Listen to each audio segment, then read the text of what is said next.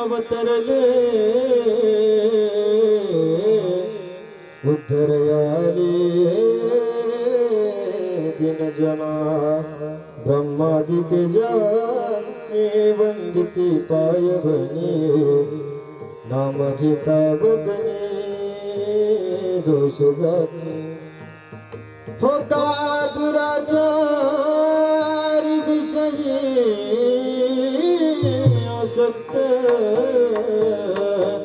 संत कृपे त्वरित उद्धरते ब्रह्मादिक ज्यांची वंदिती पायवनी नाम घेता वदनी दोष जाती अखंडित नामा त्यांची वास पाहे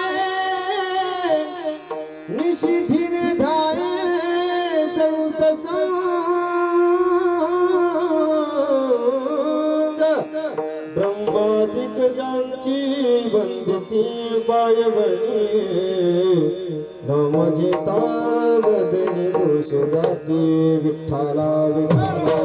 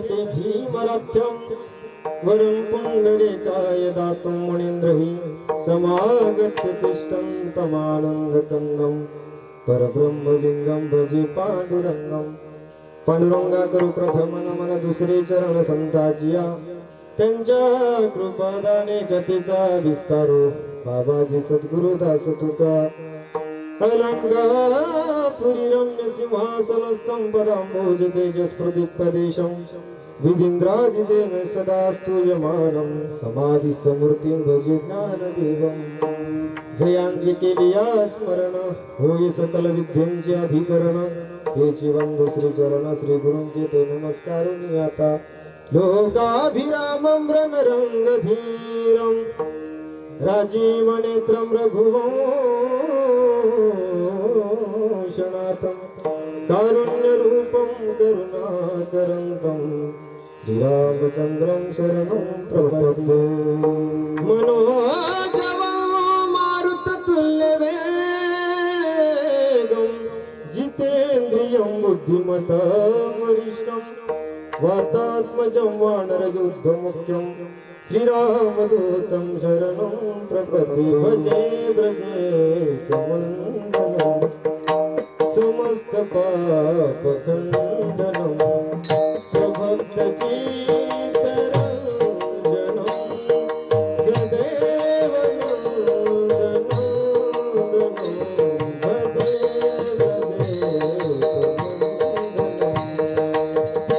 सेवेलागी सेवक झालो तुमच्या लागलो निज चरणा अहो स्वामी तुकया देवा यावेळी न करावा अभेरू प्रस्तुत प्राप्त स्थळी प्राप्त प्रसंगी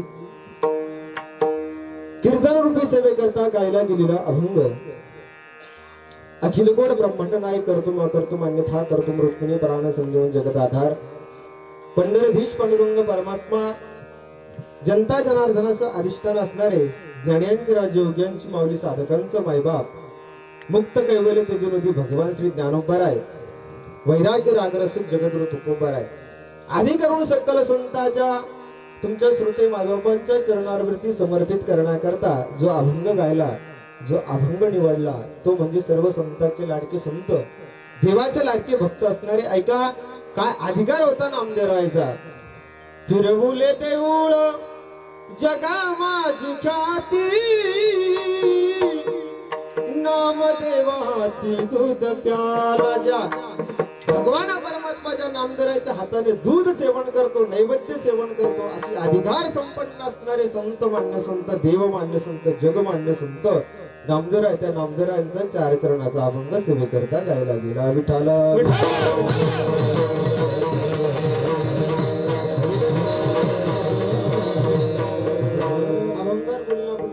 अल्पसा परिहार देणे अगत्याचं असतं. सालाबद्ध चालू असलेला अखंड हरिनाम सप्ताह, ग्रंथराज ज्ञानेश्वरी पारायण सोहळा, हरिपाठ कीर्तन महोत्सव आणि त्या महोत्सवातली दुसऱ्या दिवसाचं कीर्तन पुष्प माझ्या पामराकडे आलेलं आहे बरं का. आणि मला या कीर्तनाला उभं ज्यांनी केलं असे परमस्नेह परम आदरणीय आमचे नानाभाऊ, गजूभाऊ, हरिभाऊ, आप्पासाहेब आप्पा, हे 4-5 जे माणसं आहेत ते म्हणले महाराज तुम्हाला जसं बोलता येईल तसं बोला. म्हणजे शेणपळ बाबा मला प्रोत्साहन देण्याकरता जसं बोलता येईल विकास तसं बोल, पण कीर्तन कर. त्यांनी मला या ठिकाणी संधी दिली, त्या संधीचं मी सोनं करण्याचा प्रयत्न करणार आहे. बघा, मला साथीला असणारे महाराष्ट्रातील दिग्गज कलाकार, संगीत विशारद, संगीत अलंकार, महाराष्ट्रात नाही महाराष्ट्राच्या बाहेर ज्यांचा आवाज असे असणारे आमचे परम मित्र काकासाहेब महाराज खैरे, त्याचे संगीत विशारद, संगीत अलंकार आमचे कृष्ण महाराज वाघमारे, आणि ज्यांचं मृदंग वादन अतिशय गोड, अतिशय मनमोहक आहे असे असणारे आमचे संदीप बाबा, आणि आमचे देळेगावहून आलेले श्याम बाबा. खरं पाहिलं तर फार अभ्यासू व्यक्तिमत्व आपल्या परिसरातलं, चातुर्मास वगैरे सर्व त्यांनी काढलेलं आहे. त्यांच्या पुढे आपण काय बोलणार आहे महाराज. असे श्याम बाबा आमचे. तिकडे पाहिलं तर आमचे घुंगरच नाचतात. इकडे आज आहे ना घुंगरे इकडे, आज नाही घुंगरे इकडे. आमचे विमन बाबा सुद्धा आहेत तिकडे, आमचे ठोंबरे मामा महाराज. हे मंडळी जी आहेत हे खरोखर प्रेमाची मंडळी, आणि प्रेम करावं गावकऱ्यांनी. आपल्या लेकराला पुढे नेण्याचं काम हे गावकरीच करत असतात, मागं वळाचं काम करू नये बरं का. ऐका, ज्यांचे खरंच माझ्या जीवनाचे शिल्पकार जे आहेत, ज्यांनी मला घडवलं असे माझे वडील, तसेच आमचे चुलते प्रकाश दादा, ईश्वर भाऊ, परत दत्ता भाऊ, आमचे हिवाळे बाबा सरपंच, आमचे सातेपूरचे बाबा आहेत इकडे, आमचे सुभाष बाबा, नाव विसरलो बरं का, सुभाष बाबा, आमचे माधव बाबा, रावसाहेब बाबा. आणि खरोखरच म्हातारीला आता सुद्धा पाहिल्यानंतर आनंद वाटत असतो महाराज, ज्यांच्याकडे विना आहे. फार काय तेज महाराज चेहऱ्यावरती, भजनाचं तेज आहे बरं काही. म्हातारी पाहत असून काय महार रागू पाहतो पहा ना काय बा रागू विना घेऊन बाय ऐका. सगळे महाराज मंडळी आमचे, खरोखर मला सर्व त्याच्यामध्ये साथीला असणारे आमचे प्रकाश दादा आहेत, इकडे कृष्णा बाबा आहे, अनंत महाराज. आणि खरोखर जुन्या काळामध्ये ज्यांनी परमार्थ टिकवला आणि दगडाच्या टाळातून गाहिले अभंग या युक्तीप्रमाणे ज्यांनी खरोखर आपल्याला घडवलं, आणि खरोखर त्यांच्याकडून आपल्याला ताल शिकता आला, मला पक्वत शिकता आला थोडाफार. असे आमचे विठ्ठल दादा सुद्धा माझ्या कीर्तनात आहे, नारायण अप्पा आहे, तेजराव बाबा आहे. आणि इकडे खरंच मला ज्या वेळेस कीर्तनाला पहिली सुरुवात ज्यांनी केली असे आमचे भाऊसाहेब भाऊ आणि मामांनी मला तिथं सांगितलं की महाराज जिथं संधी भेटल तिथे संधीचं सोनं करायचं बरं का. संधी भेटली की संधीचं सोनं करायचं, संधी सोडायची नाही का. संधी सोडली, गायनाची संधी एकदाच आहे, पखवत वाजवण्याची संधी एकदाच आहे, वाद आपले कीर्तन करण्याची संधी सुद्धा एकदाच आहे. आणि खरं पाहिलं तुमच्यापर्यंत ज्यांचा आवाज झळकतोय, आपल्याच राज्यामध्ये नव्हे, तेलंगणा, हैदराबाद इकडे सगळीकडे ज्यांचं नाव गाजतंय असे चैतन्य साऊंडचे मालक आमचे परम मित्र सोमनाथ आबा हिवाळे. खरोखर ते फार आनंद वाटला बरं का मला. काका महाराज आले, सोमनाथ महाराज आले. खरं पाहायला गेलं तर हे लोक मोठी मोठी, आपल्यासारख्याच काय मोठी मोठी लोक आहे सगळी. सोमनाथ महाराज झाले, ढोक महाराज, इंदुरीकर बाबा सारखे कीर्तन वाजवणारे व्यक्ती प्रत्येक आपल्या कीर्तनाला आलेत, हे खरंच आपलं भाग्य आहे. विठाला विठाला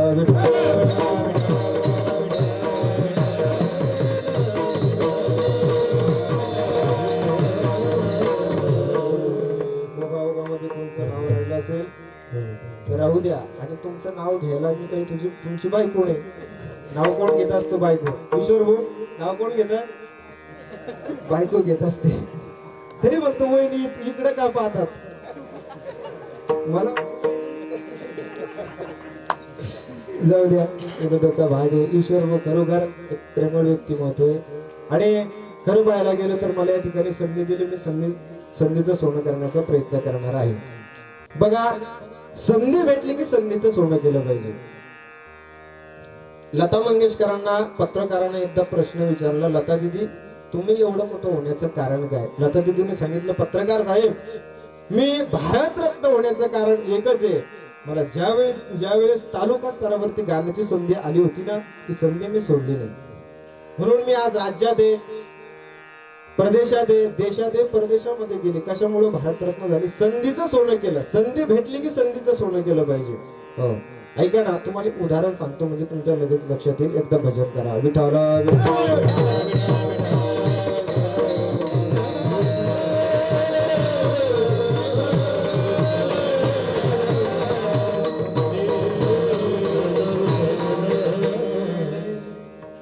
रामायणामध्ये केवट नावाचं पात्र आहे बरं का. केवट म्हणजे तो नावाडी. या थडीचे लोक त्या थडीला न्यायचा, त्या थडीचे लोक या थडीला आणायचा, असा तो केवट.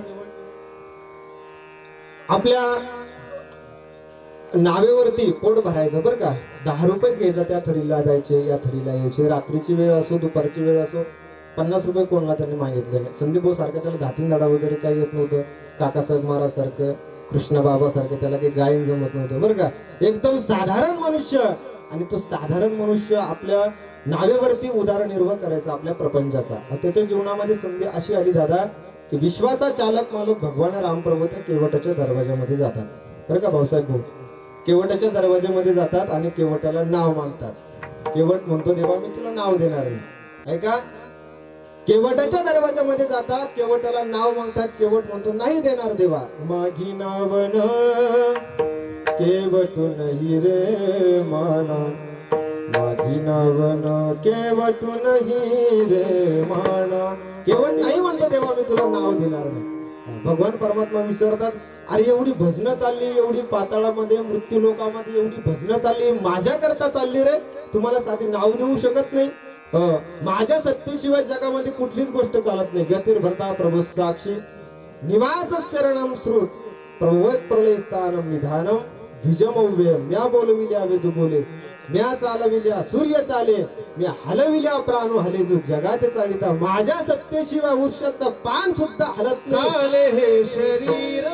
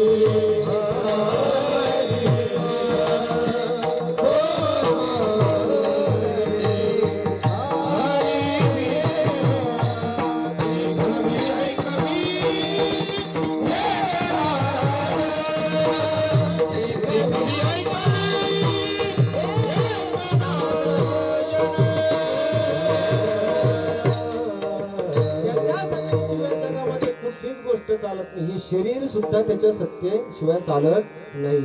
तुझी या सत्तेने वेदासी बोलणे, तुझी या सत्तेने वेदासी बोलणे, सूर्यासी चालणे, तुझी या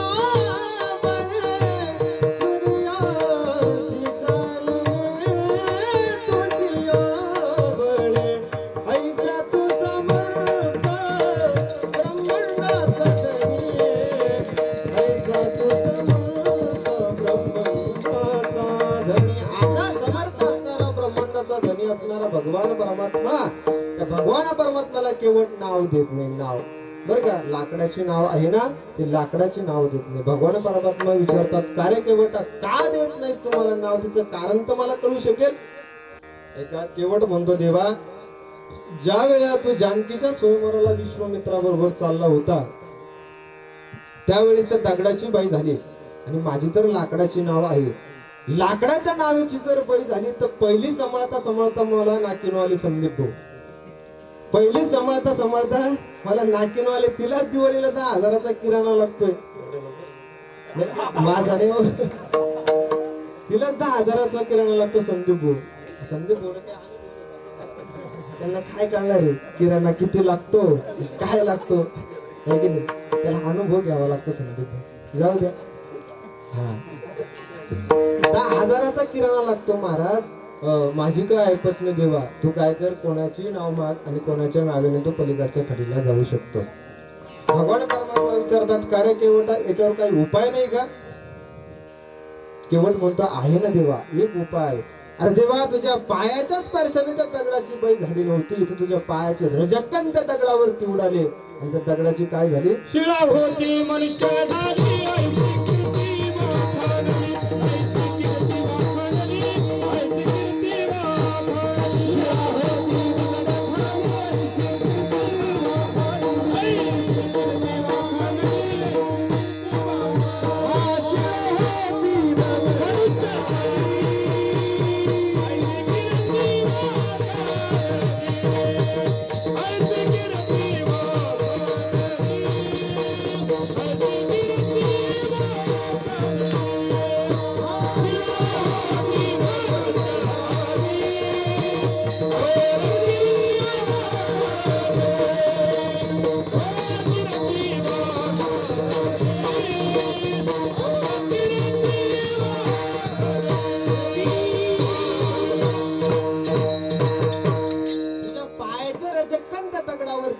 आणि त्या दगडाची काय झाली देवा? बाई झाली. एक काम करू देवा, तुला माझ्या घरी नेतो बर का, आणि तुझे पाय काय करतो, मातीचे वेगळे करतो, तुला नावेमध्ये बसवतो आणि पलीकडच्या थडीला सोडवतो बर का. ऐका ना, केवट भगवान परमात्मा, सीतामय्या आणि लक्ष्मण भैया हे केवटाच्या घरी जातात बर का. आता केवटाने भगवान परमात्म्याचे पाय धुण्याकरता ती काठवट आणली होती. काठवट आणली म्हणतात. आता ती काठवट कोणाला चित्रात दाखवावी लागेल, कोणाला माहिती असेल. काळ बदलला महाराज. पहिली ती काठवट होती ना, पीठ भिजवायला होती, बरोबर आहे. मला समजते थोडी पाहिलेली मी. हा, पीठ भिजवायला होती, दोन्ही कानं होते, तिच्यावर अंगठे ठेवून बाया पीठ मळायचं. आता ती परात आली. ती परात आहे ना, अर्धी माती त्या पिठामध्ये जाते आणि तेच पीठ आपण काय करतो, त्याच्यात चपात्या बनवून खातो. ऐका, भगवान परमात्माने काठवट आणली म्हणतात पाय धुण्याकरता. आपले केवटाने काठवट आणली भगवान परमात्म्याचे पाय धुण्याकरता. महाराज उजवा पाय काठवटीमध्ये ठेवला. ऐका, त्याच्या जीवनातली संधी मी तुम्हाला सांगतो. उजवा पाय काठवटीमध्ये ठेवला आणि ठेवल्यानंतर उजव्या पायावरती त्याची बायको पाणी टाकते, तो पाय चोळतो, त्याचा पोरगा पुसून काढतो. महाराज काय जीवनातली त्याची संधी हो. ऐका ना, उजवा पाय धुणं झाला, डावा पाय काठवटीमध्ये ठेवला बर का. डावा पाय धुणं झाला, पुन्हा केवट म्हणायला लागला, अरे उजव्या पायाला लागली ना माती देवा. आता लक्ष्मणाला राग आला. महाराज लक्ष्मण म्हणणार, अरे किती वेळ याच्यातच चालतंय तुझं, उरक्यो अभंगाचं चिंतन करायचं आपल्याला, उरक्यो पटकन. तर लक्ष्मणाला राग आला, परंतु भगवान परमात्म्याला माहिती होतं ज्याच्याकडून काम करून घ्यायचं त्याला गोड बोलावं लागतं. भाऊसाहेब, काम होत नाही गोड बोलल्याशिवाय. कडू बोललं तर कसं काम आहे? भांडणं करून जेवढं काम होतं का भांडणं करून? गोड बोलून जेवढं काम होतं तेवढं भांडणं करून होत नसतं बरं का. काका महाराजांना माहिती. गोड बोलावं लागतं त्याला, त्यावेळेस काम होत असतं महाराज. ऐक नाही, विठाला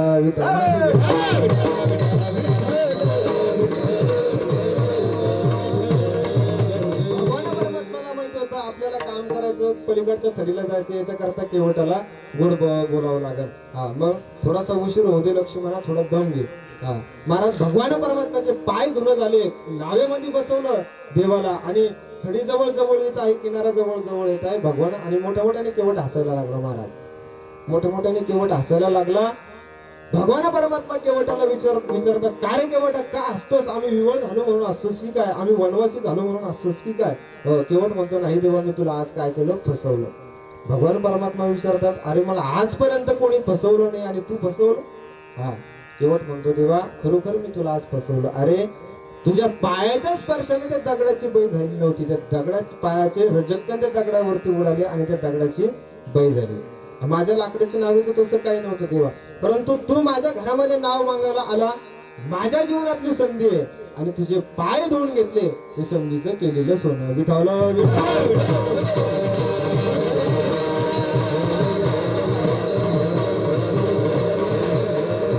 संधी भेटली की संधीचं सोनं केलं पाहिजे. आणि जन्माला आल्यानंतर एक कर्जा, काम जिंका, क्रोध जिंका, द्वेष जिंका आणि महत्वाचे काळ जिंका. काळ जिंकला महाराज ध्रुव बाळाने. देवाला आढळपद मागितलं, देवाने आढळपद देऊन टाकलं. मस्तकावरती पाय दिला ध्रुव बाळाने, बरं का, काळाच्या मस्तकावरती पाय दिला. एरवी तो काळ आजपर्यंत कोणासाठी थांबला नाही दादा. कालच आपल्या गावामध्ये एक दुःखद घटना घडली, कौतिकराव बाबा गेले. म्हणजे काळ आजपर्यंत कोणासाठी थांबला नाही. दिनचार घडी का जीना, दुनिया है मुसाफिर खाना, कहीं लाख करोड़ों आए, कहीं कोटि खत्म कराए, बस यही चला गया है गाना, दुनिया है मुसाफिर खाना. नोए हा तुझा परिवार, द्रव्यदारा क्षण भंगूर, शरीर जायाचे ठेवाने राव, शरीर जायाचे ठेवाने. एरवी तो काळ आजपर्यंत कोणासाठी थांबला नाही. हो, देह नाशिवंत आहे ना, सडकाय कुचकाय. हो, आजपर्यंत काळ कोणासाठी थांबला का नाही थांबला. देह हे काळाचे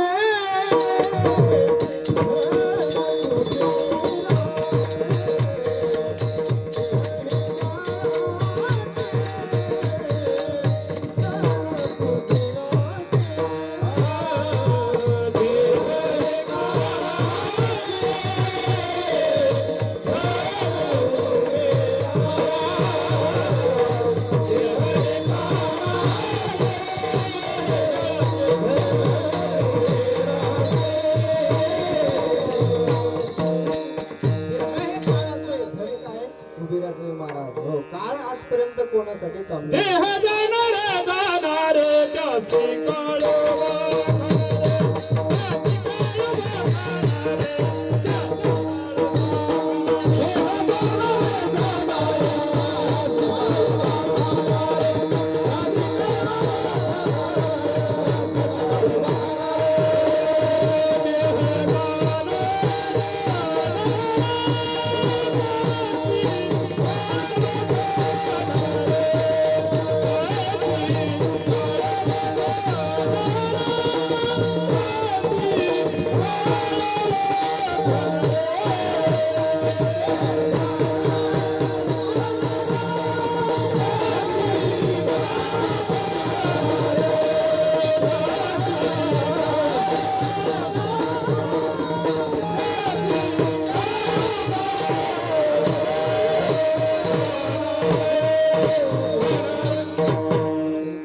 काळ जिंका, देव जिंका, मनाला जिंका. या अभंगामध्ये जगद्गुरु आपले नामदेव आहे, या संतांचा महिमा वर्णन करतात दादा. ऐका बरं का, संतांनी जो जो विषय जगाच्या समोर मांडला, ज्या ज्या विषयाचं वर्णन केलं, त्या त्या विषयाचा जगाच्या सुखाशी काहीतरी संबंध आहे. त्याच्याशिवाय त्यांनी वर्णनच केलेलं नाही. आपण जो विषय जगाच्या समोर मांडतो, ज्या विषयाचं वर्णन करतो, त्या विषयाच्या जगाच्या सुखाशी काही संबंध आहे का? नाही ना दादा. हो, एखाद्या बाईला चांगली सून भेटली, ऐका बरं का, एखाद्या बाईला चांगली सून भेटली की ती जगाला सांगत सुटते, मी काहीतरी पुण्य केली होती, वाऱ्या केल्या होती मामा, हा, आणि मला अशी सून भेटली. त्या बाईला सहज विचारलं बरं का, संदीप भाऊ किती महिने झाले पोराच्या लग्नाला? ती म्हणली 6 महिने. मला अजून 6 महिने थांब. तर तू अजून 6 महिने थांब म्हटलं, मग समजत तुला सुनेचा महिमा काय असतो ते. विडाला विडाला विडाला.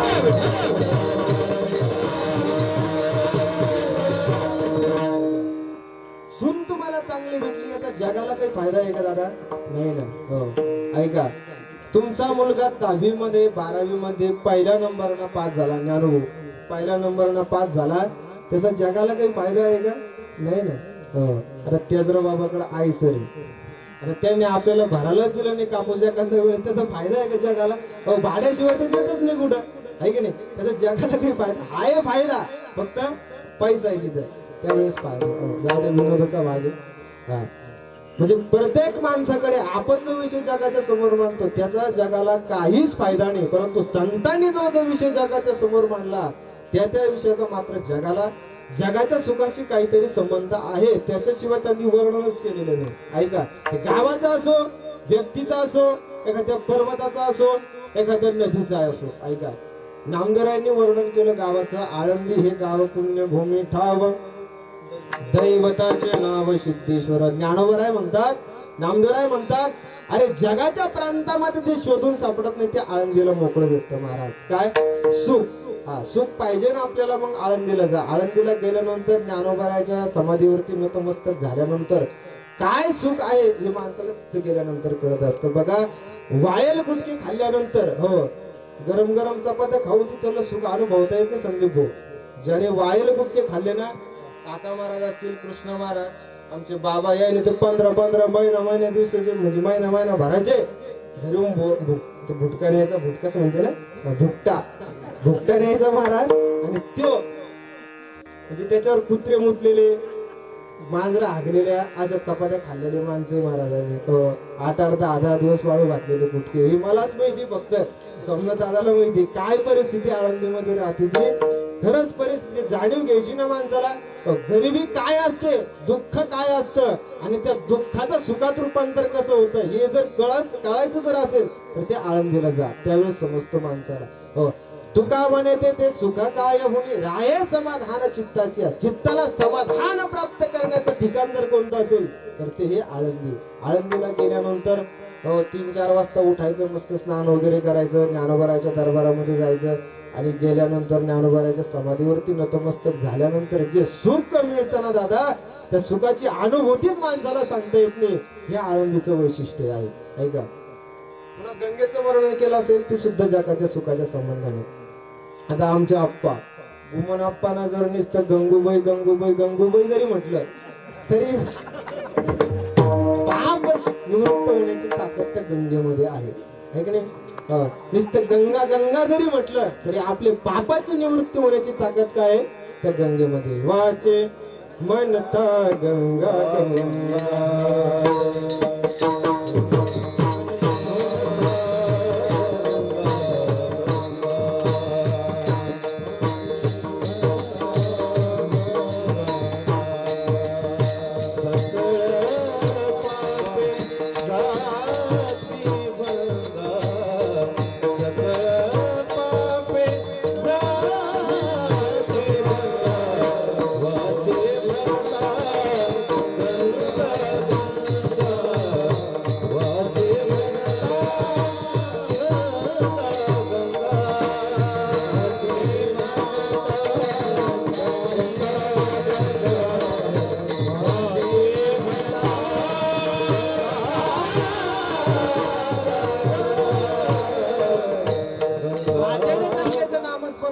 तर पाप निवृत्त होण्याची ताकद त्या गंगेमध्ये आहे. ऐका, चंद्रभागे करिता स्नान, दोष पळत त्याचे दोष पळती रानोराण.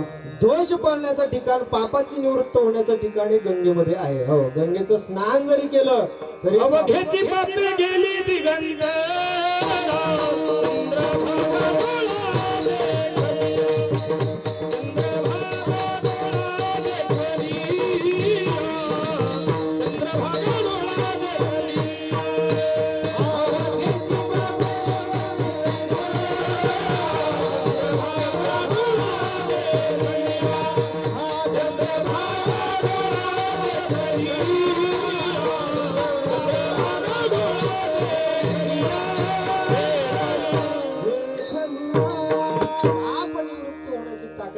गंगेमध्ये आहे. म्हणजे गंगेचं वर्णन सुद्धा संतांनी कशाच्या संबंधाने केलं?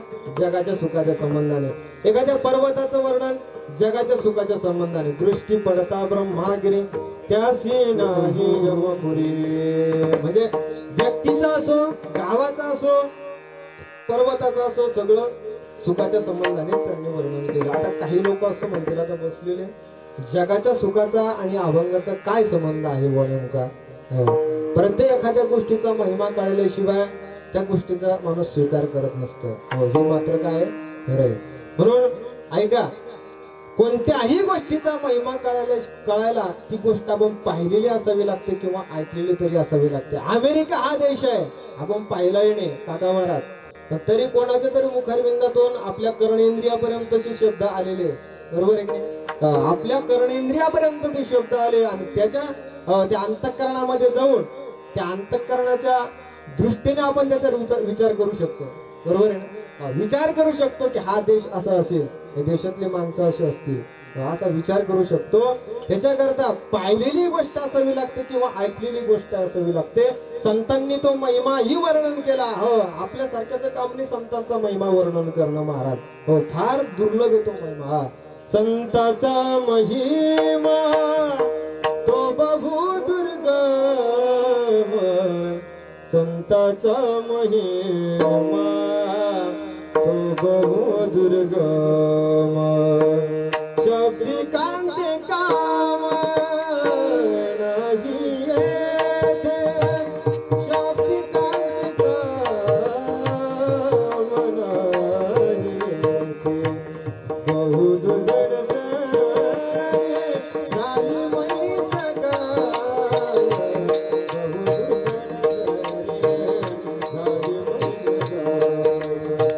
बहु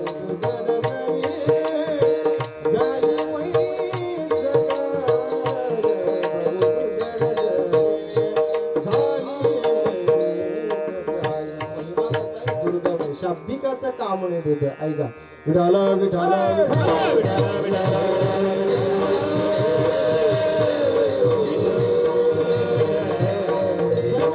पाठीमागे लागलेलं दुःख म्हणजे तो म्हणजे संसार. ऐका, संसार म्हणजे अज्ञान. आपण भया विसृजो धनंजया तेची रूप जया अज्ञानासी. संसाराच्या पाठीमागे लागलेलं दुःख तो म्हणजे संसार. आणि त्याचं कारण जर काय असेल तर ते हे ज्ञान.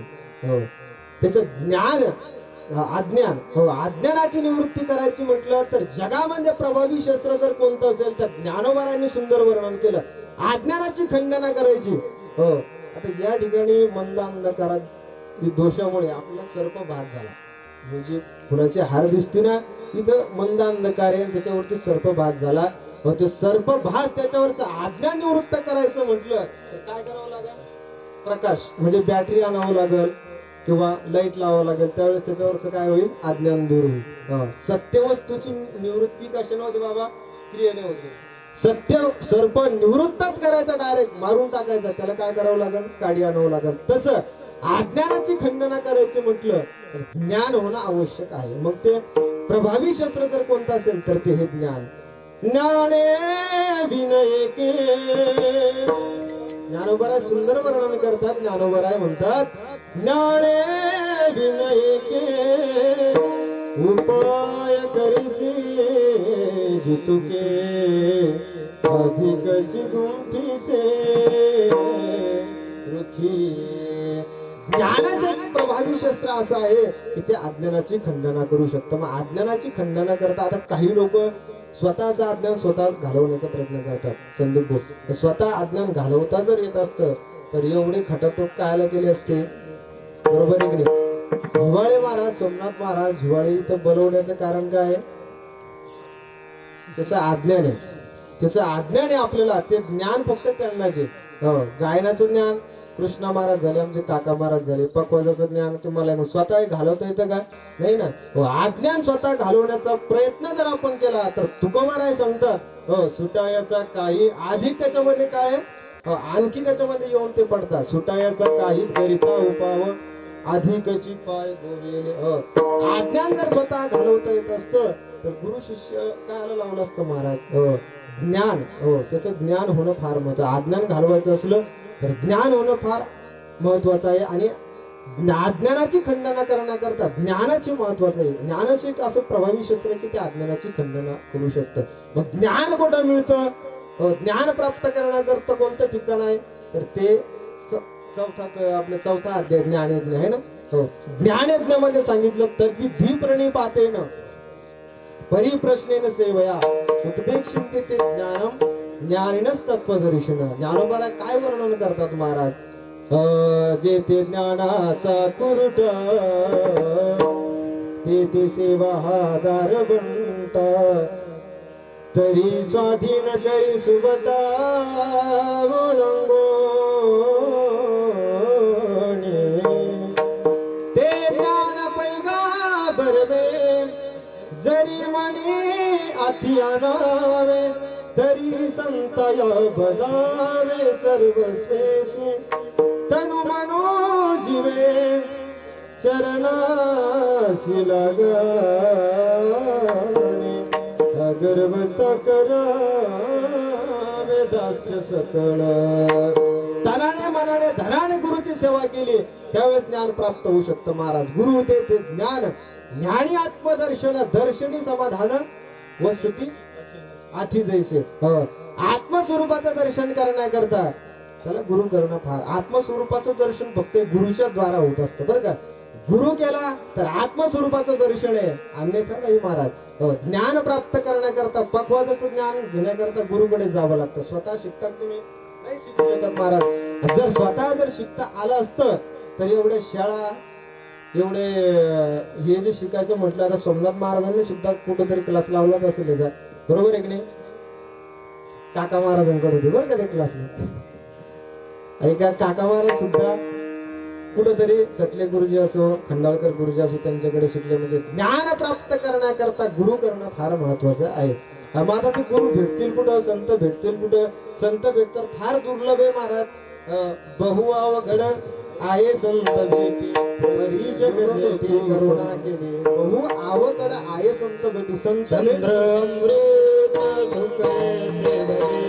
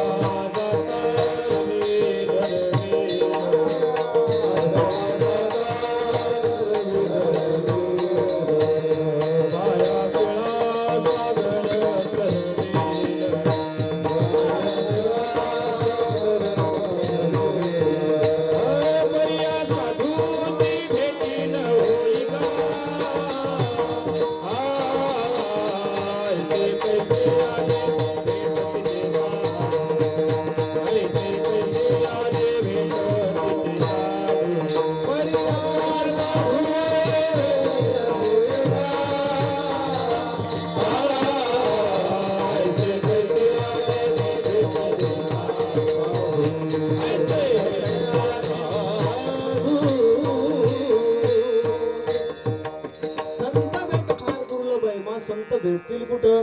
संत राहतात कुठं? संत हे तुमच्या आमच्या सारखेच असतात महाराज. हो तुम्ही शेती करता संतांनी सुद्धा शेती केली. तुकोबारायांनी शेती केली नाही का? केली ना दादा. हो तुकोबारायांनी शेती केली. सर्व संतांनी शेती केली. पण संतांकडे पाहण्याची दृष्टी जर व्यापक असली परिचिन्न दृष्टी असली तर माणसासारखे ते संत आपल्याला दिसते. आणि व्यापक दृष्टीने जर संताकडे पाहिलं तर ते संत आपल्याला कसे दिसतील? अभंगाच्या पहिल्या चरणात ब्रह्ममूर्ती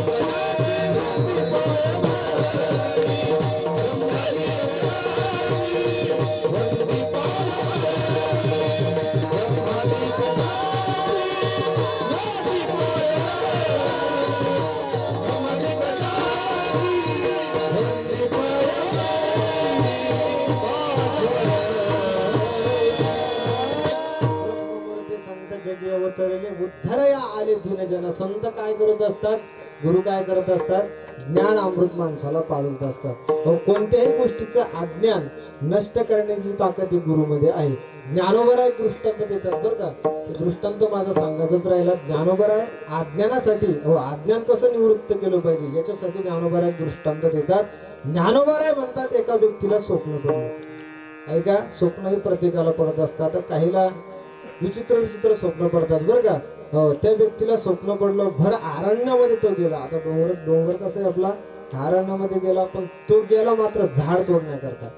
झाड तोडायला गेला, पण आपलं नाही, दुसऱ्याचं. दुसऱ्याचं झाड तोडायचं म्हटलं की लोक फार उत्साहाने जातात बरं का. आपलं स्वतःच नाही तोडता येत लवकर. तसा हा व्यक्ती झाड तोडण्याकरता गेला.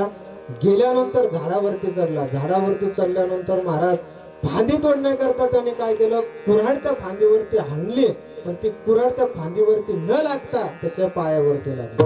स्वप्नामध्ये चाललंय बरं काय. स्वप्नामध्ये चाललंय बघा, पायावरती कुऱ्हाड लागली आणि त्याच्या पायातून रक्त यायला सुरुवात झाली. स्वप्नामध्ये जा भळभळा रक्त यायला सुरुवात झाली. तो मोठमोठ्याने आरडाओरडा करायचा. त्याच्या ठिकाणी एक झोपलेला होता आणि पेपर वाचत बसलेला होता. तो झोपलेला जागीच झाला. त्याच्या आरडाओरडाने एवढं मोठ्याने आरडतोय. काय झालं नेमकं याला पाहावं म्हणून तो उठला, झोपेतून जागा झाला. तो सुद्धा अर्ध्या झोपेमध्ये होता. अर्ध्या झोपेमध्ये असल्यामुळं त्याला सुद्धा काय झालं, त्याचं परिपूर्ण ज्ञान नव्हतं. तो अर्ध्या झोपेमध्ये होता. ऐका, झोपेतून जागा झाला, परंतु आता हा ज्या आरती ओरडतोय, ज्या आरती याला कुऱ्हाड लागली, भळभळा रक्त यायला लागलं, त्या आरती याला काय केलं पाहिजे, दवाखान्यात नेलं पाहिजे. आता दवाखान्यात न्यायचं म्हटलं, दवाखान्यात जाणंच बंद केलं लोकांनी. आता मोठी अवघड गोष्ट झाली बरं का. या कोरोनामुळे ज्याला सर्दी खोकला ताप दर आठवड्याला यायचं महाराज, आता ते दवाखान्यातच जात नाही सर्दी खोकल्यामुळं. त्यांना माहिती गेलं की तिकडच, पुन्हा घरी येणेच नाही. मोठी अवघड गोष्ट झाली. ऐका ना, त्याच्यामुळे त्याला आता दवाखान्यात न्यावं लागणार. भर रात्र झालेली आहे, एक तर गाडीने जाण्याकरता मोठी अवघड गोष्ट आहे. त्याला वाटलं, परंतु त्याच ठिकाणी पेपर वाचत बसलेला होता बरं का. त्याला माहिती होतं आता याचं अज्ञान घालवायचं म्हटलं तर याला सांगितलं पाहिजे. तो म्हटला, याचं टेन्शन घेऊन तूच मरशील. त्याला काय कर, एक थापड सोडून दे, म्हणजे आपोआप जागा झाला की ते काय होईल, त्याची आपोआपच जखम बरी होईल. ज्ञानोबराय म्हणतात, स्वप्नेची गाया ओकदचे मोची धनंजया, तेची रूप अज्ञानासी. झोपेतून जागा करणं हा एकमेव उपाय आहे त्याची जखम बरी होण्याकरता. तसं ज्ञान प्राप्त करायचं, मग त्याला गुरु केल्याशिवाय पर्याय नाही. विठाला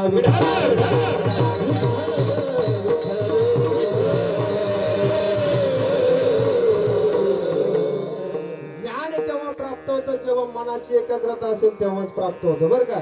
मन जर एकाग्र असलं माणसाचं, तेव्हाच ज्ञानाची प्राप्ती होऊ शकते. आणि मन जर विचलित असलं तर ज्ञान प्राप्त होतं का. हरिपाठामध्ये माणूस पहिल्या काढव्यातून तिसऱ्या काढव्यामध्ये जातो. अभ्यास मनाची चंचलता जर झाली तर पहिल्या काढव्यातून डायरेक्ट तिसऱ्या काढव्यामध्ये जातो. सांगू का, ज्ञानदेवा ध्यानी रामकृष्ण म्हणे अनंत जन्मोनी पुण्य होय, डायरेक्ट शेवट जातो कधी कधी बरं का. ज्ञानदेवा ध्यानी रामकृष्ण म्हणे. आज तसंच झालं माझं. वैकुंठ भवनी घर केले, म्हणजे पहिल्याच तिसऱ्या काढ्यातून डायरेक्ट तिसऱ्या अभंगामध्ये. म्हणजे असं माणसाचं मन विचलित झालं तर ज्ञान प्राप्त होऊ शकत नाही. ऐका, मला सांगायचं काय, मन हे परमार्थाच्या चरणावरती विलीन केलं पाहिजे. मन कसं चप्पळ आहे, तर भगवान परमात्म्याच्या चरणावरती विलीन जर केलं तर माणसाला ज्ञानही प्राप्त होतं आणि त्या ज्ञानाच्या द्वारा सुखही भेटत असतं. ऐका, ऐक रे मना तुझ्या स्वहिताचा खुना, पंढरीचा राणा जी स्मरावा. भगवान परमात्माचं चिंतन करण्याकरता मन जसं एकाग्र असावं लागतं. हो, राधाराणीने प्रश्न केला बरं का. साधकाने राधाराणीला प्रश्न केला, मन कसं आहे. हो, ते पुरुषोत्तम महाराज म्हणायचे, हे मन बडा चंचल है, कैसे तेरा भजन करूं, कैसे तेरा भजन करूं, इतना उसे समझाए उतना ही मचल जाए. सच कहता हूँ मेरी तकदीर बदल जाए.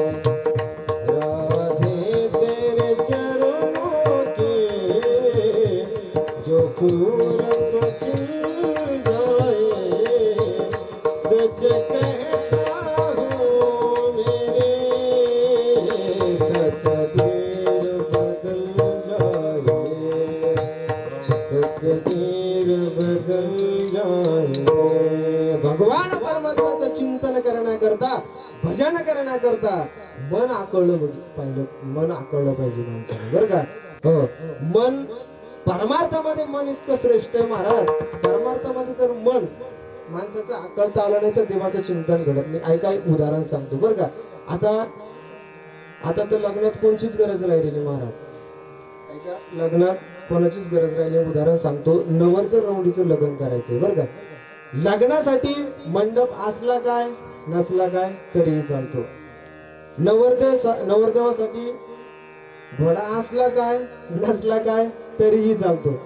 ऐका, डीजे असला काय नसला काय तरीही चालतो. मायबाप असले काय नसले काय तरीही चालतात संदीप भाऊ. नवरदेवाला लांडगा माग असला काय नसला काय तरीही चालतो. कलवाऱ्या असल्या काय नसल्या काय तरीही चालतात.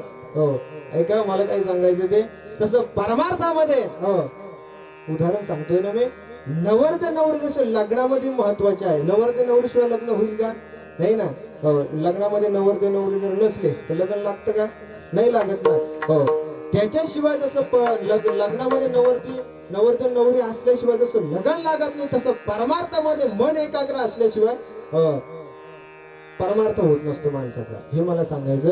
मन हे सर्व दुःखाला सुखाला कारण आहे महाराज.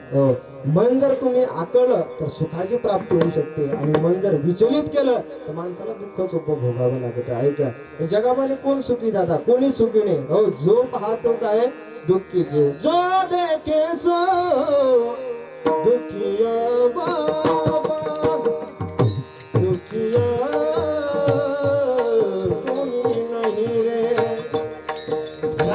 प्रजा सुद्धा दुःखी आहे, आणि राजा सुद्धा काय आहे? दुःखी. जे मारा राजा दुःखिया, प्रजा दुःखिया, दुःखिया गरबई रागिरे.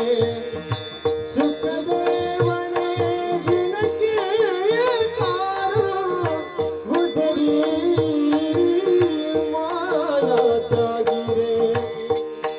जगामध्ये एकच दुःखी नाही, त्याने ज्याला मनाला आकळ. कबीर महाराज सांगतात ना, कहत कबीर हो नाही दुःखिया, जिसने मन को जीता रे, जिसने मन को जीता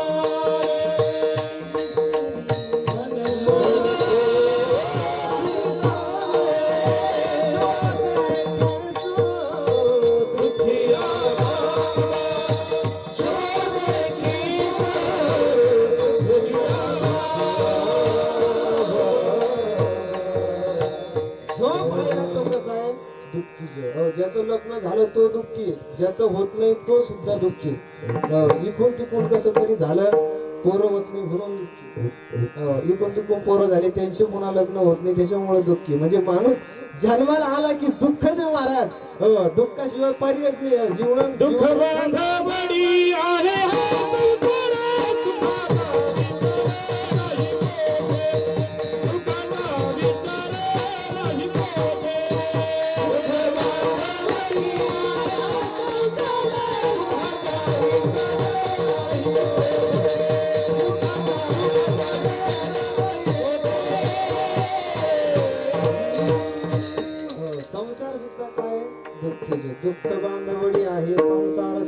सुखाचा विचार नाही कुठे. संसारामध्ये सुद्धा सुखाचा विचार नाही महाराज. सुख पाहिजे असेल मनुष्य काय करतो सुखामध्ये ज्यावेळेस दुःख आलं त्यावेळेस देवाची आठवण करतो. लाईट जवळ जवळ आले की त्याचं दुःखच तो विसरून जातो. जोपर्यंत लाईट दिसत नाही गावाचे तोपर्यंत राम राम राम राम राम राम. आणि हे असे लाईट दिसायला लागले की त्याचं रामही कुठं जातं आणि श्यामही कुठं जातं हे त्यालाच तिचं माहिती राहते. म्हणजे दुःखामध्ये देवाची आठवण करतो, सुखामध्ये आठवण करत नाही. तुळशीदास सांगतात ना, सुख में दुःख में सुमिरन सम करे, सुख में करे न कोई, सुख में सुमिरन जो करे, दुःख काय कहो. सुखामध्ये भगवान परमात्म्याची आठवण केली ना दादा तर माणसाला दुःख होईल का? नाही होणार ना. सुखामध्ये भगवंताची आठवण करा आणि दुःखामध्ये देवाची आठवण करा. ऐका एक उदाहरण सांगतो. एका साधूकडे भरपूर रत्न होती बरं का. भरपूर रत्न असल्यामुळे तो एका गुहेत राहायचा साधू. एका गुहेमध्ये राहायचा. त्याच्याकडे भरपूर रत्न होती. त्याने काय केली रत्न ती एकदा वाटेवरती टाकली, रस्त्यावरती टाकली. 4-5 बाया त्या रस्त्याने चालत होत्या संदीप भाऊ. रस्त्यावरती चालत असताना आता बाया चालत असताना महाराज एका बायाला ती रत्न दिसल्या बरोबर ती बाई तिकडे पळाली. मग या 4 जणी म्हणजे भांडणं लागली. बायाचे भांडणं म्हणजे लय जोरदार. नुसते ऐकतच राहावं महाराज त्याचे भांडणं. प्रकाश दादा असे भांडणं लागले महाराज. पैसा करता त्यांचे भांडणं लागले. आता रत्न कोणी कोणी वाटून घ्यायचे हा मोठा प्रश्न पडला ना.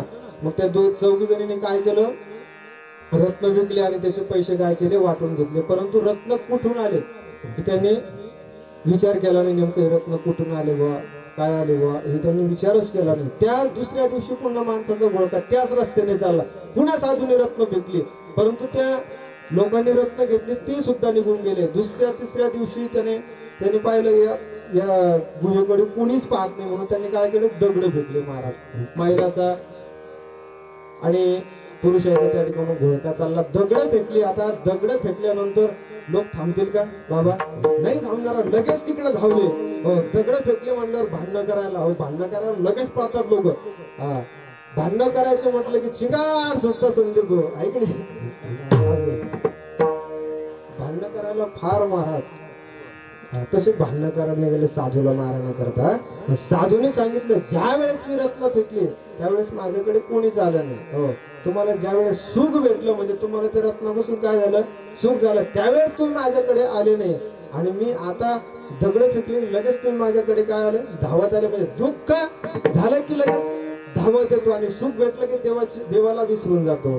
ऐका, शील के माथे शील पडे जब नाम हृदय से जाए, बलिहारी वो दुख की जो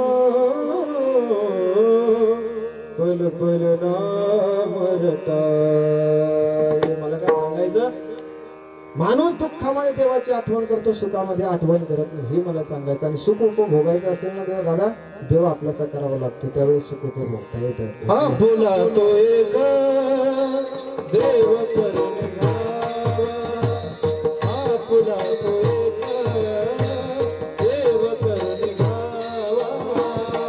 पुला तो एक देव करून गावा. पुला तो एक देव करून गावा. देणे विना जीवा सुख मोहे.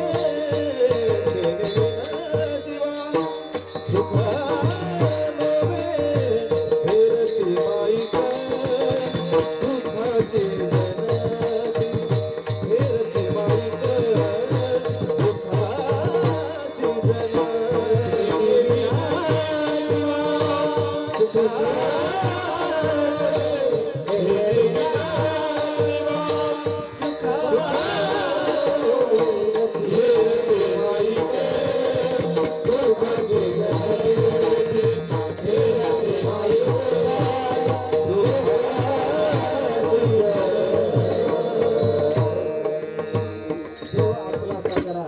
सुखाची अनुभूती माणसाला येत असते दादा ऐका संत जगामध्ये अवतीर्ण झाले कशा करता दीनजनांचा उद्धार करण्याकरता बरं का संताची दृष्टी जरी माणसावर झाली तरी माणसाचा काय होतो उद्धार होतो तुम्हाला एक उदाहरण सांगतो ऐका कबीर महाराजांना एक पत्र आलं होतं बरं का 10 वारकरी जेवण्याकरता येत आहे ऐका कबीर महाराजांना पत्र आलं आणि कबीर महाराज एका घरामध्ये जाऊन एका कोपऱ्यामध्ये जाऊन रडायला लागले बरं का ज्या घरी निव्वळ भजन चालत होतं देवाचं चिंतन चालत होतं त्या घरी कबीर महाराज रडतात ऐका वैष्णवा घरी सर्व काळ सदा झणझणती टाळ कण्या भाकरीच्या खाणे सदा राम नाम गाणे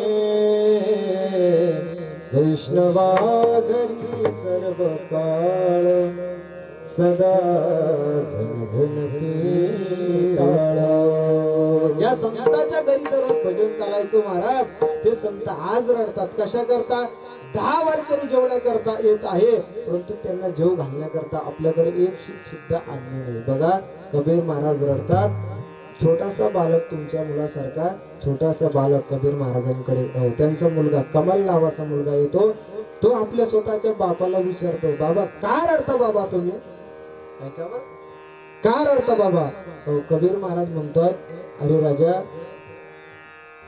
वारकऱ्याचं पत्र आलं रे 10 वारकऱ्याचं पत्र आलं आणि त्यांना जेव घालायचं जेव घालण्याकरता आपल्याकडे धान्य नाही रे दादा ऐका कबीर महाराज कमलाला सांगतात बर का संताची पायी करचावे शरीर सांगतो कबीर कमाला श्री संताची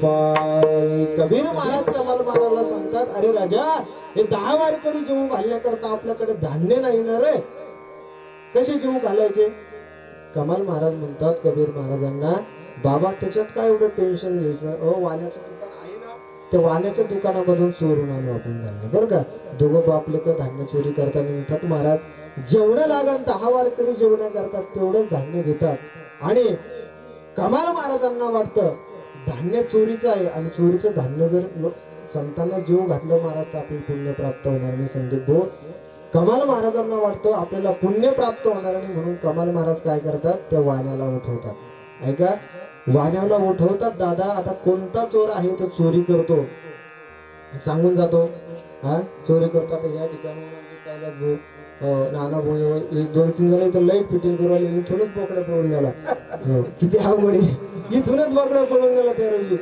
त्यांना वाटलं असं कोणाचा म्हणजे चोर काय विचारून जातो बाबा आपल्याला नाही ना म्हणजे किती विठाला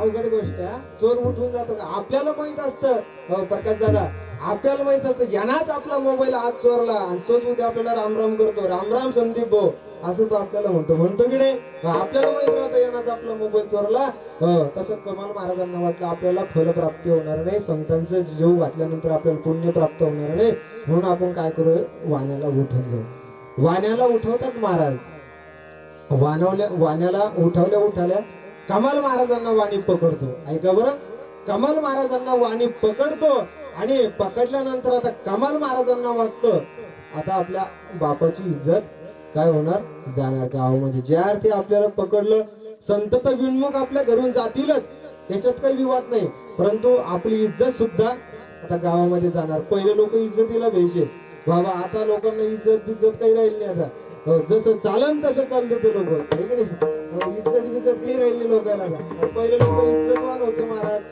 त्यांना इज्जतीला फार व्हायचे ते लोक तसं कमाल महाराजांना वाटलं आपली इज्जत आता गावामध्ये जाणार म्हणून ते स्वतःच्या बापाला काय म्हणतात ऐका बाबा ती कावड्याच्या पाठीमागे जी तलवार दिसती ना बाबा ती तलवार घ्या आणि ती तलवार बाहेर काढा आणि माझं मुंडकं काय करा तुम्ही छाटून काढा बाबा माझं धड वेगळं करा आणि शिर वेगळं करा म्हणजे मला काय मी कोण आहे ना हे समजणार नाही बाबा आणि तुम्ही काय करा ते माझं जे मुंडकं आहे ना ते घरी घेऊन जा दादा मी कोण आहे बाबा हे ओळखू येणार नाही ऐका कमलाने शिर खंडोनी आपोले संत मालवले संत मालवले तिन्ही लोके कमलाने शिर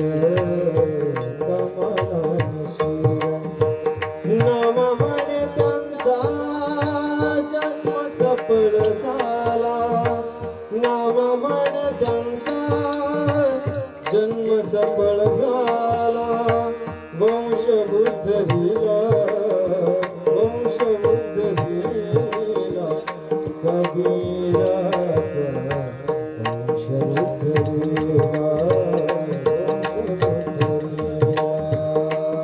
कबीर महाराज घरी घेऊन गेले महाराज हो संत जेवले ऐका संत जेवले सगळं झालं काही घडलं संत कबीर महाराजांच्या घरातून बाहेर आले आणि येशीमध्ये जशी आपली गावातली यश आहे ना दादा तसे येशीमध्ये ते शरीर आहे ते कमाल महाराजांचं ते येशी टांगलं गेलं बाबा टांगलं मामा टांगल्यानंतर संत बाहेर आले कबीर महाराजांच्या घरातून आणि संतांनी ते शरीर पाहिलं आणि पाहिल्यानंतर ते म्हटले कोणाचं आहे हे शरीर ऐका संत म्हणतात कोणाचं आहे हे शरीर तर गावातल्या लोकांनी सांगितलं की हे शरीर कोणाचं आहे कोणालाच माहित नाही परंतु नंतर लोकांना माहिती झालं की हे जे शरीर आहे हे कमाल महाराजांचं आहे महाराज कबीर महाराजांनी जे त्याचं जे मुंडकं आहे कमाल महाराजांचं जे घरी नेलं होतं ना ते आणायला लावलं आणि आणल्यानंतर त्याची दूरदृष्टीच पडता संतांची दूरदृष्टी झाली आणि लगेच कबीर महाराजांचं मुंडकं तिथे जाऊन काय झालं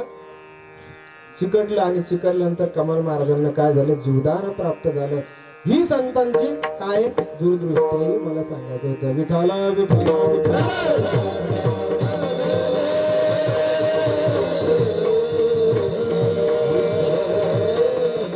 संत अवतीर्ण होतात कशा करता दीनजनांचा उद्धार करण्याकरता हो ब्रह्ममूर्ती संत जगी अवतरले उद्धरया आले दीनजना ब्रह्मादिकजांची वंदिती पायवणे नाम घेता वदनी दोष जाती ठरले नियमाप्रमाणे आपण म्हटलं भजन घेऊ आणि राहिलेल्या तूर्त वेळेमध्ये थोडंसं चिंतन करण्याचा प्रयत्न करायचा आणि आपली लगेच सेवा आटपायची आपण कहिले मोठे महाराज नाही संदीप दुसरंच कीर्तन आहे त्याच्यामुळे जास्त काही सांगत बसायचं नाही पांचटपणा करायचं नाही आपल्याला आणि पांचटपणा वेळेच्या